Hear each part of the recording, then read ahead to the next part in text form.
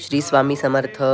सर्वांना आतुरता होती म्हणजे दत्त महाराजांच्या पालखी सोहळ्याची. प्रथम दत्त महाराजांचं औक्षवण केलं जातं आणि त्यानंतर ज्या वरच्या पारायण कक्षामध्ये जो मंदिर आहे त्या मंदिराची एक प्रदक्षिणा केली जाते आणि पालखीला नंतर खालच्या मेन मंदिरामध्ये आणलं जातं. त्यानंतर आम्हाला असं पालखीमध्ये पुढे थांबण्याचा पण मान मिळाला. खरंच खूप भाग्य लागतं, कारण 7 जन्माची लाभली पुण्याई म्हणून या जाहलो पालखीची बोई या श्लोकाप्रमाणे खरंच खूप भाग्य लागतं. 7 जन्माचं भाग्य लागतं दत्त महाराजांच्या पालखी सोहळ्यामध्ये सामील होण्यासाठी.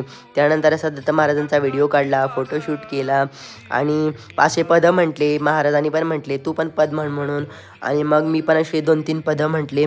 त्यानंतर